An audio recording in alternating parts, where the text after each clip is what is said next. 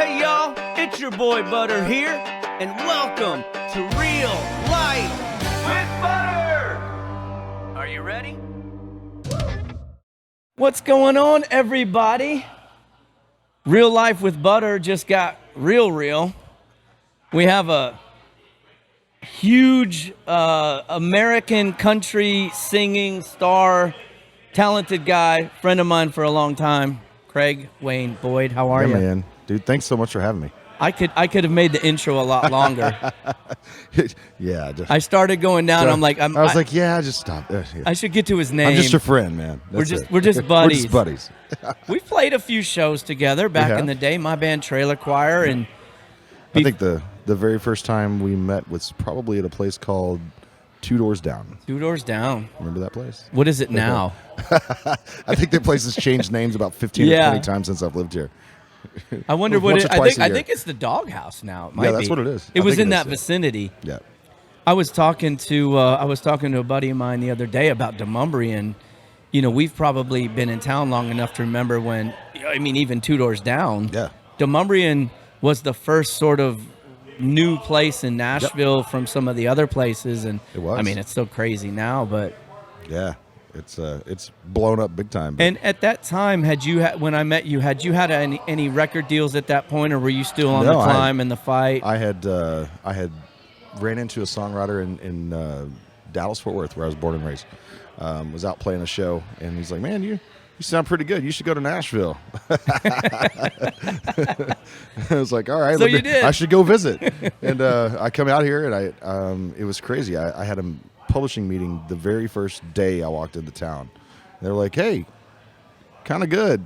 You think of moving to Nashville?" I was like, "Oh, yes, I had." Yeah, and I hadn't thought about it at all. And I was driving back home with my dad, and I was married at the time, and I was like, "God, I said yes, but I don't know how this is going to work because I just bought a new house. Everything was hunky dory in Texas. You had in Texas, and I showed up to an empty house."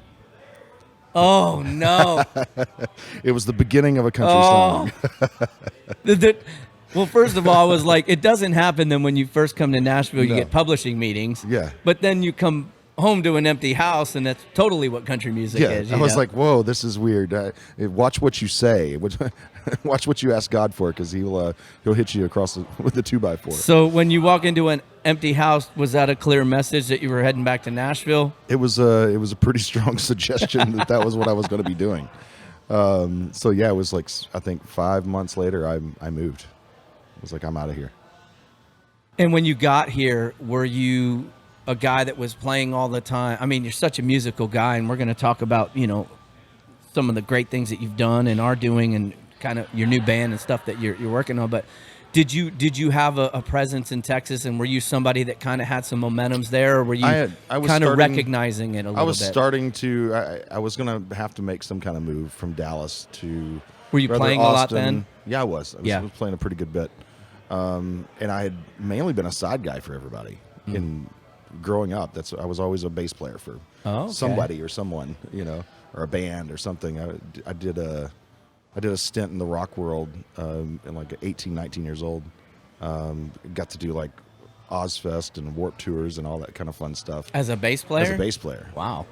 But as soon as I opened my mouth, all my rock buddies were like, "Yeah, dude, you got way too much twang going on."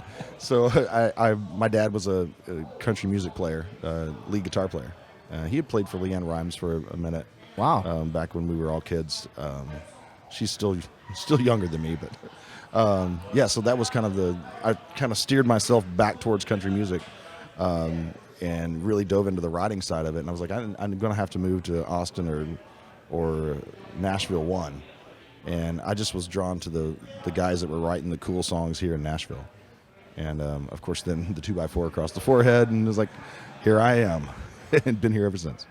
Well, and more than anybody, and we are live at the Tin Roof too. If you hear some chatter going on, we're doing this at a bar, which feels comfortable for us, But Texas is its own market. You and I'm sure you know plenty of guys that never leave Texas. Oh yeah. And just tour in that area, and all around in the connecting states. Like, that is its own thing. So to make a move to Nashville was a you could have stayed there and just Yeah, crushed it's it probably. Like I said, I noticed the songwriters, the songs that I loved, and I was always the kid, even as a 10, 11 years old. I was reading the credits.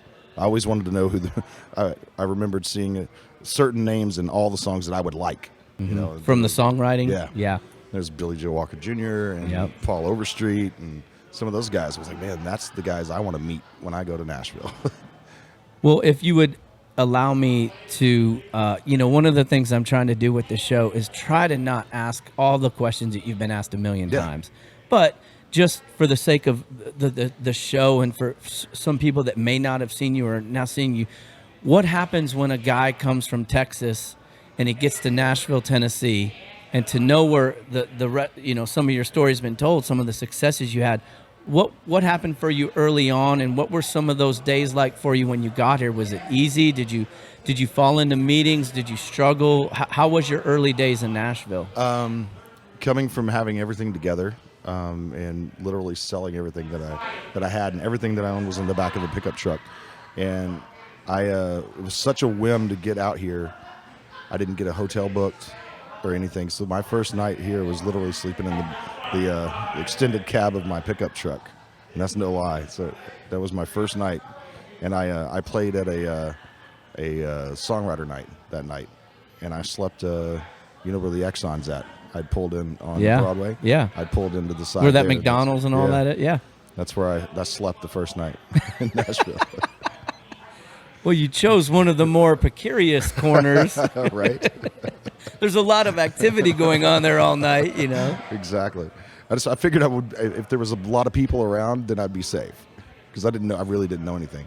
But it was, man, the vulnerability that I experienced, and just really was. I was a bright-eyed kid wanting to do music, so I was willing to do whatever it took to have the opportunity, and because of that, a lot of opportunities came around. So within a couple of weeks, I got a gig playing bass guitar for a guy named Brian Davis. Yeah. And who's now written, I don't know how many of the Brantley #1s, Brantley Gilbert. Yeah, so I played bass for him, and that was kind of steered me into all the writing sessions and everything else that I wanted to get into. But I quickly figured out from that, not just being a harmony singer.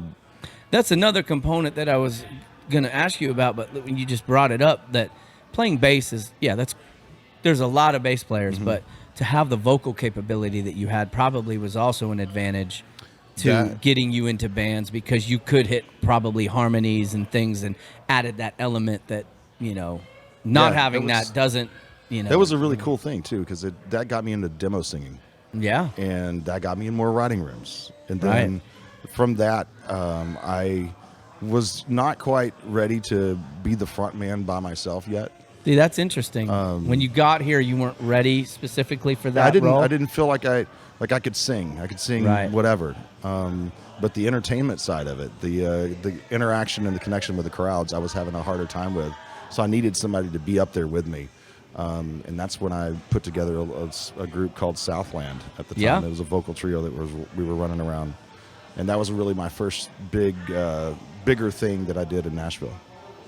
Did Southland lead you towards where you became back to a solo artist? Did you have anything after Southland that prior to like The Voice and where all that happened for you? What happened after Southland? So after Southland unfortunately split up because Levi Sims, he was the little boy. I mentioned LeAnn Rimes earlier. This is the craziness how it all connects. He was the boy that lost to LeAnn Rimes on Star Search. That was his claim to fame, and God rest his soul now. But we didn't know that he had cystic fibrosis, and we were actually in the studio recording an album that we were fairly certain was going to be picked up on a major. And he came into the studio and was like, "Guys, I can't do it." Wow. And we didn't understand it because he didn't tell us why. And then I think it was about 6-7 months later, he was on his deathbed at that point. And that was probably one of the hardest things. And that's really what pushed me. Yeah, that was one of the hardest things, to be a pallbearer and a guy that you were just literally, was your brother in a band. That was hard. That was the first experience like that I had had. But that's what really pushed me to say, all right, Craig, I think it's time to go ahead and step out on your own. And that's when I added the middle name at that point. It's like, it's Craig Wayne Boyd now. And from that, I went out on the road and I was doing 230, 240. Yeah, that's one of the things I was hustling. You were on the hustle. Just playing all over, from Minot, North Dakota to Key West, and everywhere. A lot of folks don't, they don't understand.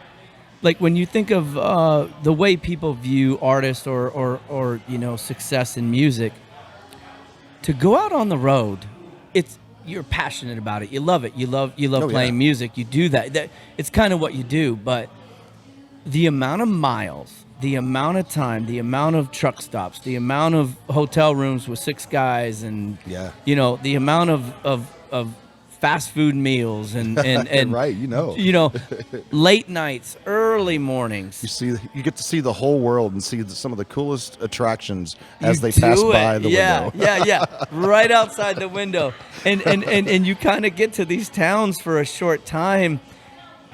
You don't always get to experience the towns. You get to experience it from backstage a little bit, and then you have a show, and then you got to get somewhere else.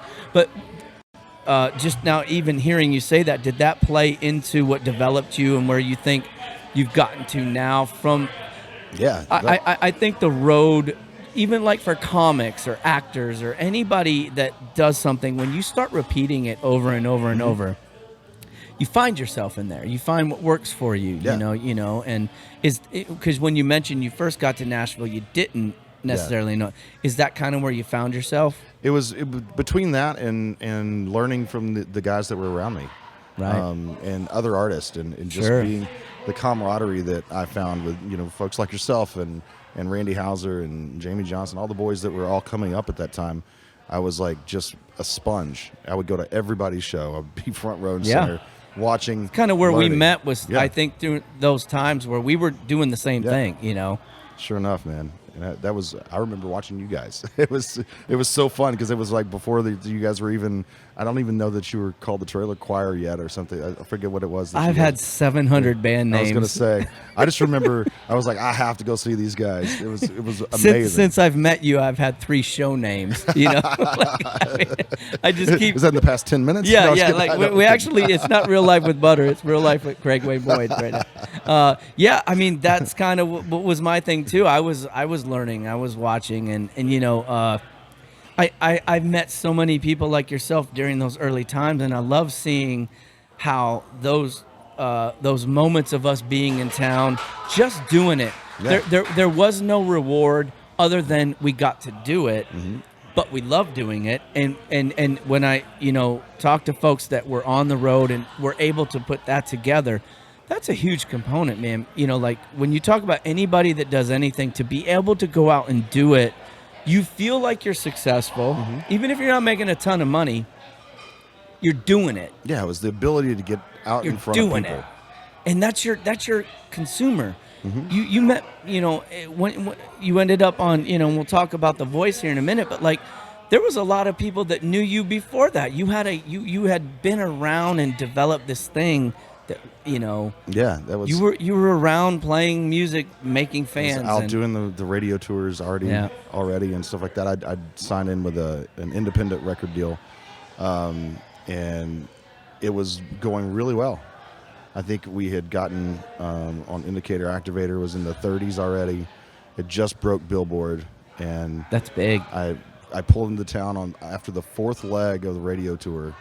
And I had been out in a minivan with a guitar player, driving it myself. How glamorous you must have felt out there. And it was so, it felt so crazy to pull into town and see them pulling desk out of an office that I pulled up to. I was like, hold on a second, what's going on? And you have this sinking feeling come over you, and they failed to tell you when you're on the road, hey man, we lost our funding. It's done. It's done. And I'm like, but we just jumped another 5 spots. Oh well, that's what it was, and I felt pretty dejected. It was just I didn't know what to do. So I did what I know to do, and that's just start playing again. And during that time, I received an email, and I thought, I was so down, I thought it was a friend playing a joke. They're like, "Hey, you want to try out for The Voice?" It's like, "Yeah, right." Like, "No, we're serious. We want you to be on The Voice. Come, to sound check and audition for us." All right, I'll go do it. What else do I have? I've lost everything that I had planned on at this point, and that was the new light the fire, I guess you will. It was the firecracker that they threw on me. What happens when you make that decision? So this boy moves from Texas. He sleeps in his truck at the Exxon. His house was empty when he left. He starts writing. He starts seeing things. He's climbing the charts. The money runs out. Then he gets this moment to try out for The Voice. Where is Craig's? Where does your head go when this process starts? And what took place during that? Like, what was a little bit of the process that started to get you onto the show, and how did you feel about that? It's funny because right off the bat, when you go to a show like that, they put you in a psych test. It's like 1,000 question psych test, and I'm sure you passed that. It was funny because they call you in and they do the evaluation and everything else. They said, "Well, one of your main problems." I'm like, "Oh, I was like, already. "Oh man, you're positive to a fault," and I'm like, "If that is my only fault." Thank you so much for telling me. Have you been accused of that in your life before? I think, Craig, you're too positive. Yeah, I was called. It was stupid, is what I was called. I called it tenacity, but they called it stupidity. Yeah, in Ohio we called that naive. Yeah, positive to a fault. That's tenacity to me, but stupidity to some. But yeah, that was. And there it goes. It starts. Yeah, that was the interview process. Yet another process. Yeah, there you go. Yeah, it was just. Well, just walk us through a little bit more of that. So then you go from there, and I don't know how much you can tell about but like, it's such a big show, and to win something like that is, I mean, it's on such a national stage. It's always interesting how that auditioning process goes. So you get to that point, you start doing the evaluations, and then what happens? What was crazy for me, I guess, it was more changing my mindset at that point. And I don't mean to interrupt you, but at that point, sometimes in our industry, there's people that are pro these shows and some people that aren't. Did you have any preconceived notion about? Absolutely. Were you kind of I was against? Very anti. Very anti. And it was because I was a road dog. I was a guy out there hitting the streets nonstop, 200 and some odd dates a year. And I was like, man, that's what you're supposed to do, right? You're supposed to get out and get in front of people. Do it. And like Loretta Lynn did. Yeah. You go up and down the roads and do it. This is what I was told you're supposed to do, and this is what I love to do. And then I sat back and I'm like, okay, so I have the opportunity in one night to reach more people than I have in 5 years' time. Right. In one night. One moment. I would be I'd be an idiot if I didn't do that. And that was the realization for me. I was like, all right, I don't care what anybody else says about this. Right. This is good for me. This is exactly what I need to do. And it also, I mentioned right off the bat, when I moved to town, feeling naive and very vulnerable. And this process gave me the opportunity to be vulnerable again and open myself up to learn more stuff and take off, like kind of shed that cloak of jadedness that I had on at that point, just because of everything that the town had put you through, At that point, I had been in town almost 10 years.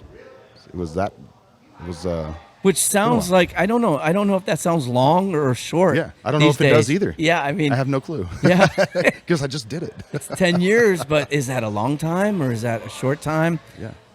You then get to so you go through this process. What was some of the auditioning moments like for you? What were you feeling? Did you have people there with you? Were you on your own? I brought my family out. Okay. And like I said, just started from scratch again. It was like moving to Nashville, but I'm doing it in like 9 weeks, the whole process. So I just enjoyed every moment and really dove into what I had learned from all my friends, and that was like really dive into the songs and express and relate that to the camera, right, and to the people, the audience that were there in front of us. And that was what really, I think, set me on a different trajectory, and ultimately with a trophy. That's awesome. Just one last little bit about this. When you were in this process, did you think you were going to win it? Did you have a moment where you were, I just talked to, and when you were walking up, I was talking to Kim Williams. She's a professional golfer, and, they play on Thursdays, Fridays, Saturdays, but they have to win on Sundays. Yeah. And was there a process in this where you were beginning the process where you were like, I could win this, like I could do this? Once I made it to the live show, once it was in the people's hands and not just the coaches' hands. Right. Once it was there, I was like, all right, I have a chance at this. And then I'd be the top or second to top. I was like, I really got a chance at this. Yes. And the energy started driving. Did you change? Did you find that you felt comfort in that? Did you find that you were...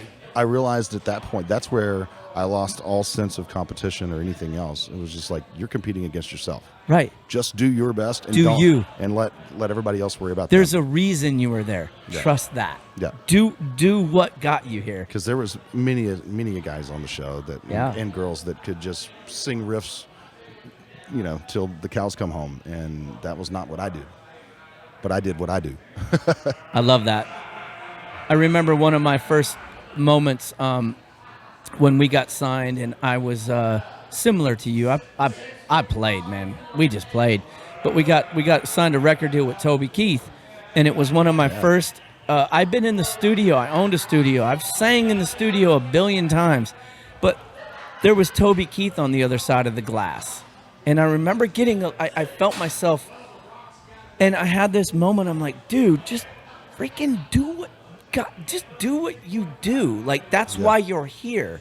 And much like you in that position, when you start sensing emotions, and I think for artists and singers or athletes, it's trusting and being able to just go to the gear of what it is that led you there. You've done it so many times. Right. Just do that. You've done it nightly. You've done it, religiously.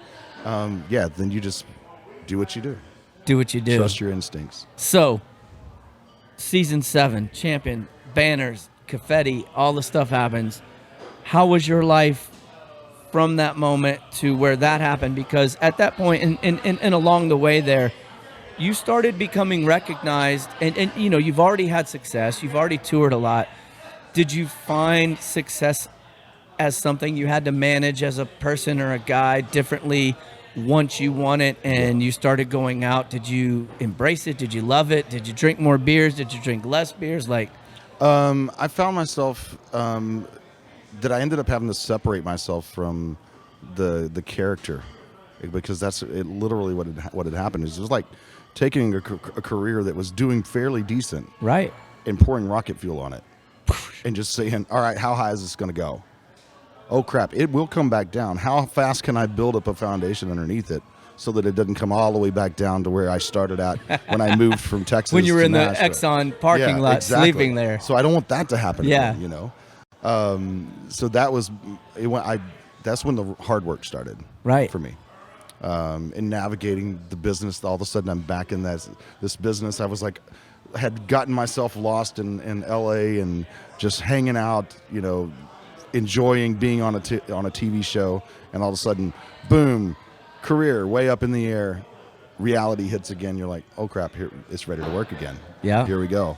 And navigating that, during that I met my wife, and it's great. And so that was a beautiful thing. Yeah.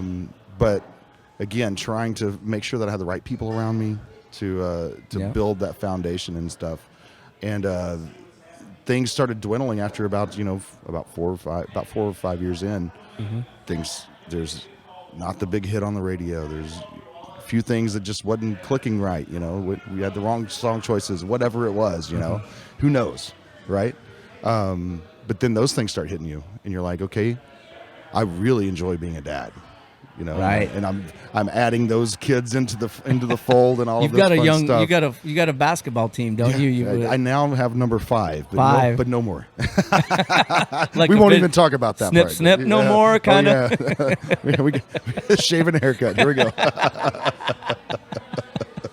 I feel But, you. yeah. I've had that shave and a haircut.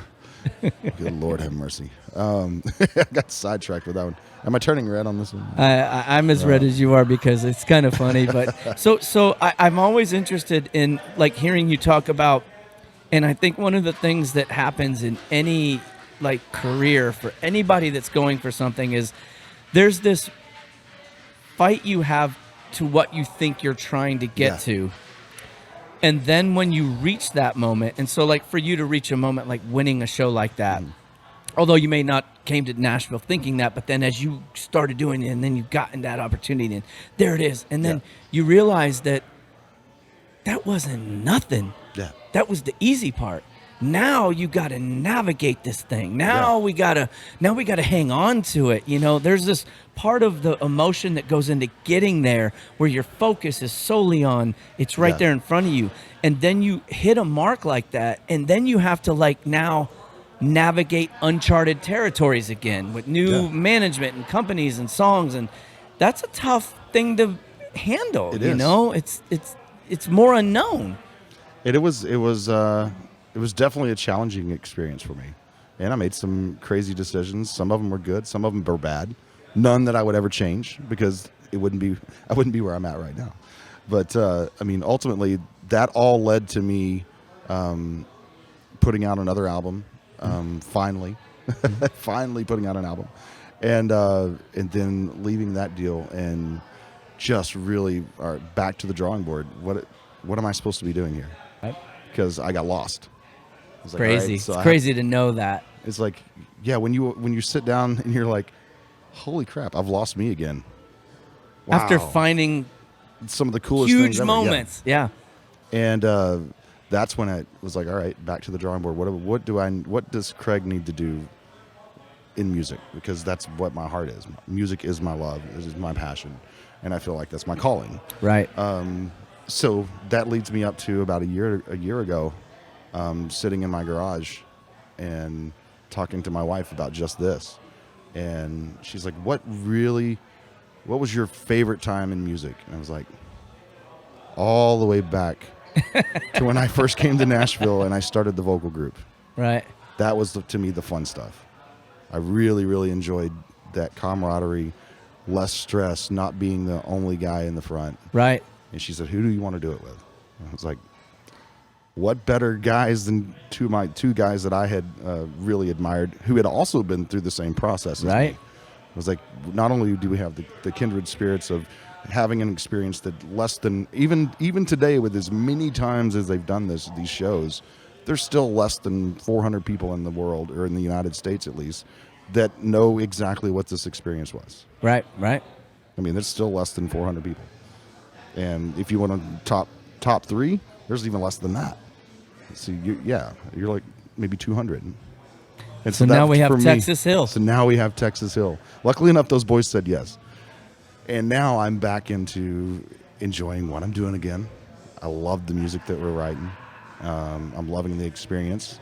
And I leave out in the AM, going out on the road again. Right. And man, that's a good place to be right now. I have had a similar sort of musical experience, not nearly to what you have, but I always enjoyed the team as much of an individual as I kind of am, and I'm Butter, and I'm that goofy beer drinking dude. I've always liked being in bands. I've always liked being in projects, you know, and when you get out there by yourself, there's a weight that comes with that, you know, when it's just you and sure, you have bandmates and you have people, and you're not isolated. But when you get out there and you perform, there's a thing that happens that it's just you. It's only you, and I kind of struggle with that a little bit, just because I wasn't that pretentious that I wanted it only always to be on me. My shows and similar, I think, like with you, because I've seen you a million times. You ingratiate the crowd. You are about us. This is our party. Exactly. This isn't me here this is what we're doing here tonight, you know? Absolutely. And so now with Texas Hill, and it's with Casey and with Adam, Casey right? James and Adam Wakefield. And those are two successful artists, and you guys are now coming to this point. Where do you and listen, you could just say, hey, we're just playing shows, but like, is this let's go after this. Let's kind of keep, you're starting to record. I saw great videos of you guys singing. It sounds amazing. I mean, Yeah, you can thanks, clearly see the level of musicianship. I mean, all It's, of you guys are individually singers, Is this to have fun? Is this we're going to go down this path? It started out as let's get together and just have some fun. Right. Let's maybe do a side project. Right. Excuse me. But yeah, it's quickly became the forefront. That's great. I saw it, Those man. calls to go out and play a solo show are like, hey man, I got this project called Texas Hill. You might want to check this out instead. That's quickly happened, and so now we've got an album coming out. We put out an EP this coming Friday. We've got acoustic album coming out. Wow. We got the masters back for the full album, and that'll be coming out in the late summer, early fall, and ready to go in the studio and record another one. So awesome, dude. It's just been so much fun. Again, finding guys that have been exactly, to a T, been exactly where you were at, the experiences, talking to them about how they navigated those processes, and then also all of us have been doing music since we were kids. So, and we have fathers that are identical to each other. It's just been a really, really cool bonding brotherhood again. I love it. I totally get it. I totally get how a guy could move to Nashville, tour, be on a show, take the #1 prize, and come back to wanting to be with guys that he just identifies. I totally get it. But it's such a unique path, man, and I think when people hear your story or have watched you or your fans, they just see that realness that you have. I've always felt like you are a real as shit dude. Like, there's not a lot of gray area with you. You're kind of like, and I'm not saying you're not fun I or try to keep it an open book, man. You kind of keep it to the real. We talked last night on the phone. I was like, man, that was one of the realest. I talked to a lot of people. I was like, this guy is real. You're Dude, real. I appreciate that. Yeah. I hope that's something that's in my eulogy on my gravestone. He was real. Yeah, he was a real dude. He wasn't fake. Yeah, that was the deal. And so here in just a second, we're gonna wrap this up here in just a minute. Craig Wayne Boyd is here. We're at the Tin Roof 2. We're on Real Life with Butter. Yes, sir. And I'm not saying goodbye, but I'm just saying thank you.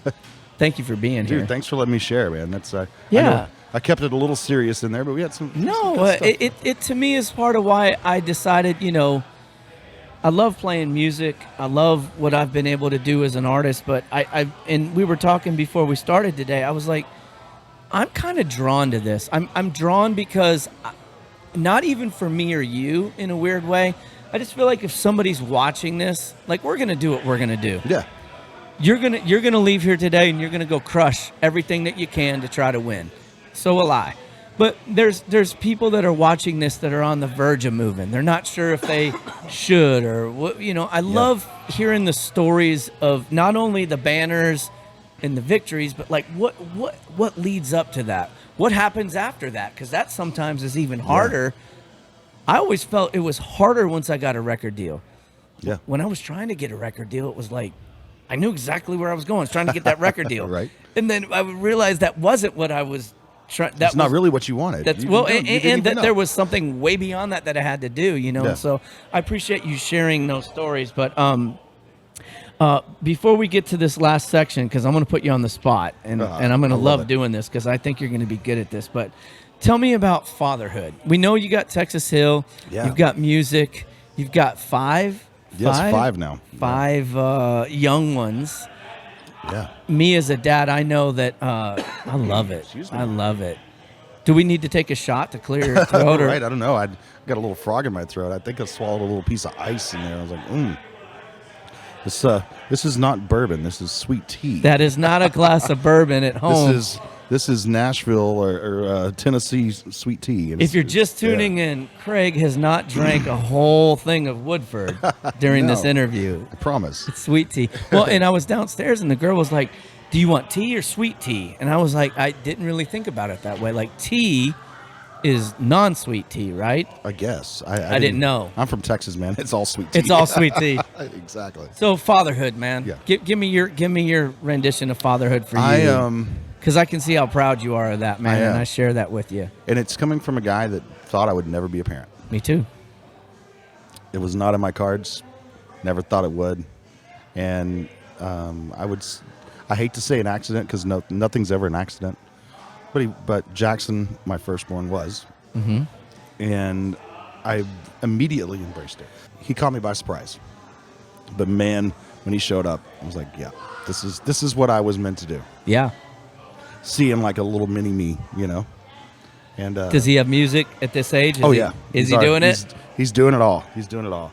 And then I met my wife, and we had a daughter. I didn't know I needed a daughter. Ooh. Thank goodness. Changes I'm gonna things. get all choked up, not just because of that, but yeah, she's got me wrapped, man. And What's her name? Little Dakota. Dakota Lynn.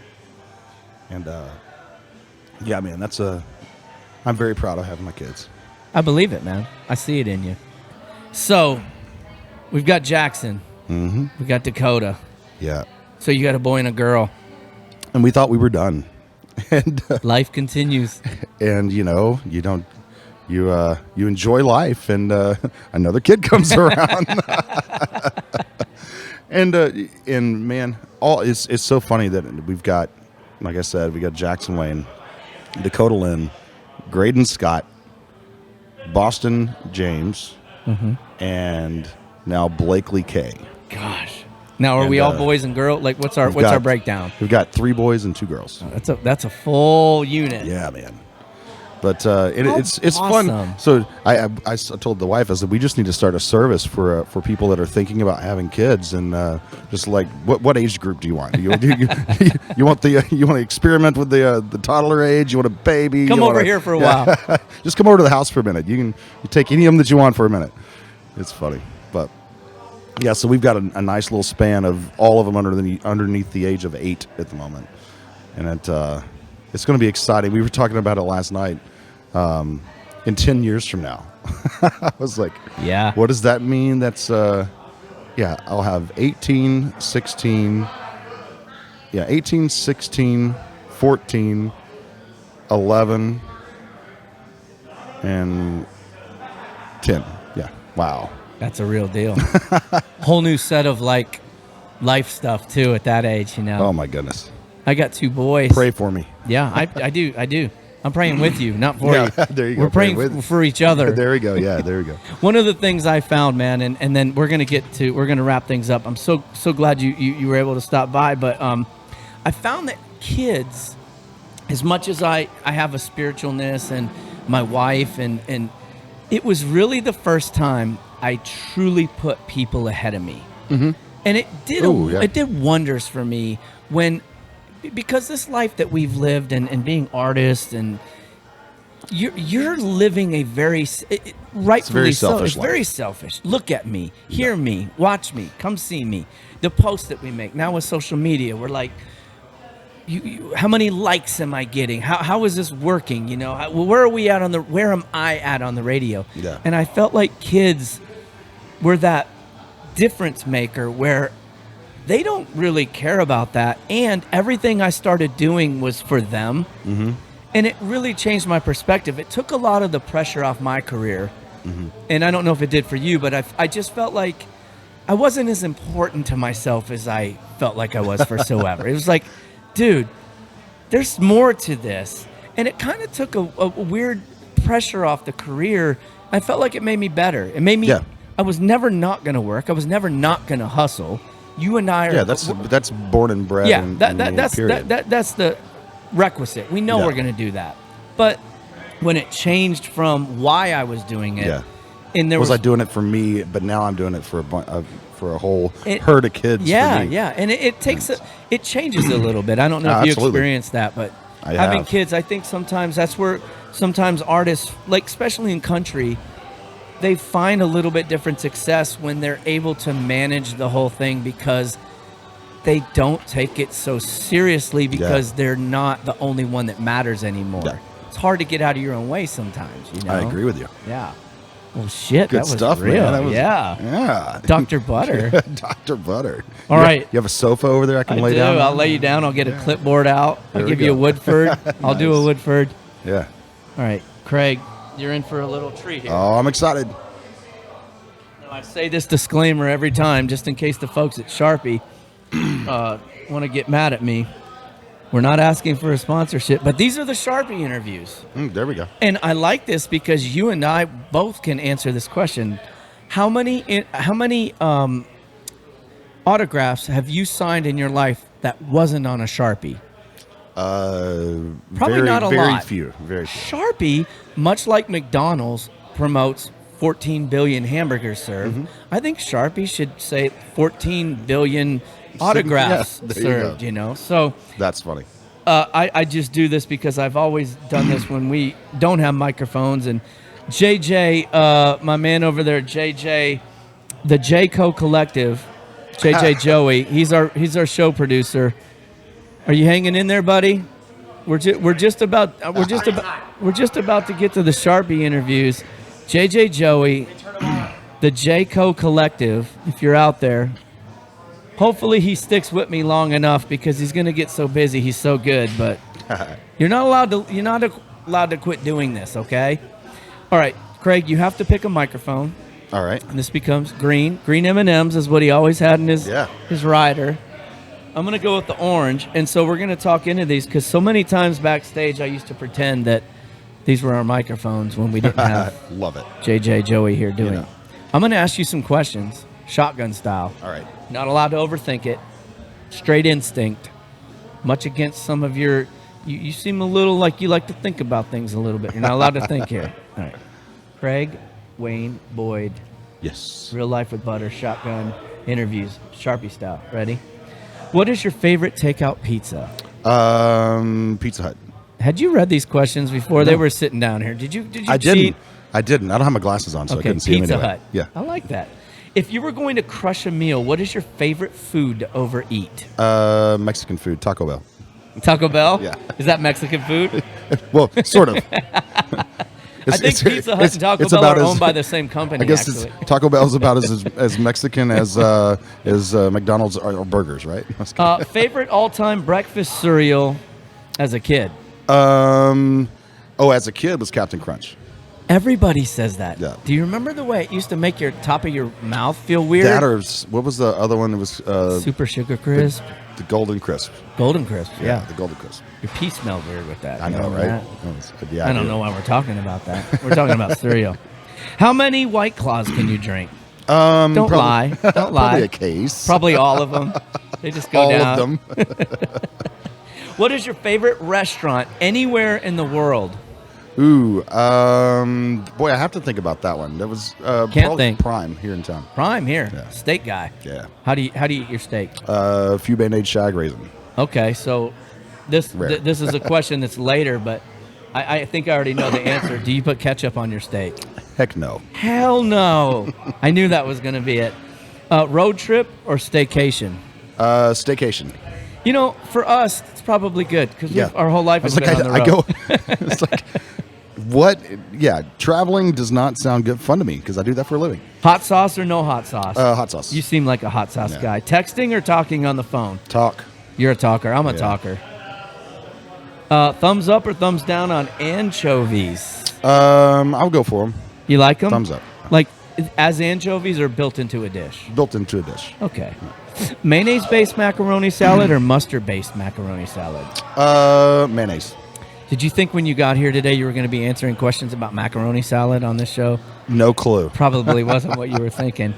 The lake for 3 days or the ocean for 2 days? Ocean for 2. Ocean, salt water.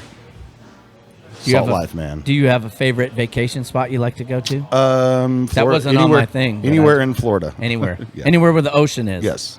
All right. From now, and I know you're a performer, and so you have people that would be doing this to you. And we could say just for a favorite artist that you would have, front row seats or backstage pass? You know what? Front row seat. Yeah. Yeah. You know the backstage. Yeah. You've been done there. Been there, done that. Isn't it cool? Even as much as we've watched artists and been at you've done it at the highest level. It's just cool to watch somebody do what they do Oh, yeah. close.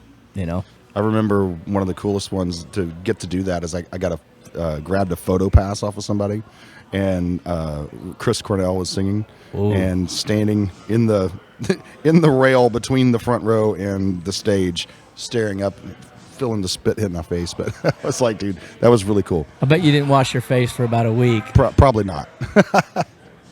Craig Wayne Boyd, this is the last question. This is the most important question. We'd like to thank Sharpie. We'd like to thank JJ Joey, the Tin Roof 2, all of our sponsors. We don't have any sponsors. This is the most important question. Who is your favorite all-time host of a show that you've been on today? Of course, Butter. It's Come on. Butter. It's Butter. It's Butter. Craig, thank you, sir. buddy. Much love. Real man. life with Butter. What a story, man. Continued success. Can't wait to see where Texas Hill takes you. Still holding my Sharpie. I don't even know what we're I supposed don't know. to do. Are we? Is this thing on? Yeah. Keep your eyes out for this guy. He's everywhere, y'all. See you soon. Awesome. Much love. Real life with Butter. Are you ready?